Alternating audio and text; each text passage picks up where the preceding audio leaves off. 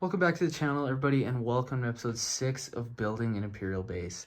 So last week we actually tore down the whole Speeder Bay area, built it back up. It looks great, and then we spent just countless hours building up all this rock work and this cascading path, which, looking at the micro build, is pretty much exactly what I had in mind. So it's always cool to see an idea translate into the actual project. So without further ado, let's get into the video because we got lots of stuff to do today. Okay, the first thing I want to talk about are the trees. Last week while I was working on some of the foundations over there, I had my sister in the other room working on some tree designs, and this is what she came up with. I'm actually really impressed with the look of them. They're a lot like the ones in our last build minus the lavender leaves, but she's doing something a little bit different to attain a fuller look. And basically what she's doing is she's taking a grass piece here and putting leaves on it and then studs, and then you can attain sort of that angle that you don't really get a lot of the time with doing it like this. So what we can do is fill out all these branches just like the tops there and just make them look really nice and sort of realistic. Now that's kind of, so far we only have 2. I hope to build a few more, and then we also have these little pine trees here which are actually just brown Technic pins and then those grass pieces.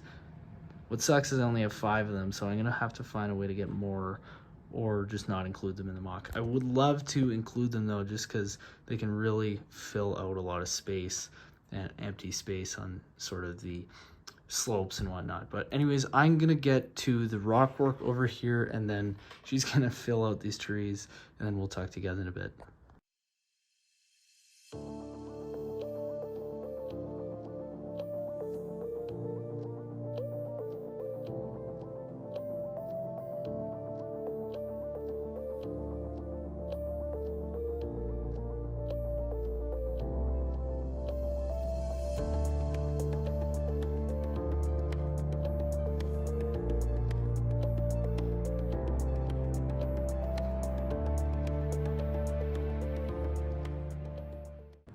So as you can see, I finished this side of the rock work, and it really gives it a nice finished look. It sort of gives you the idea that the base is sort of carved into and perched on top of this rock face here. So definitely a nice look.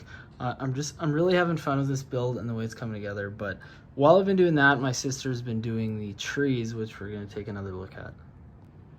Okay, here's a look at the trees now that they've been filled out a little bit. And as you can see, that angle there with that building technique really gives a nice look to them. So I hope to not only build some more trees like this, but also maybe some bushes with that technique, so we could build some shrubbery just around the mock. Anyways, we're gonna get to that Speeder Bay and we'll talk to you guys once we're finished that.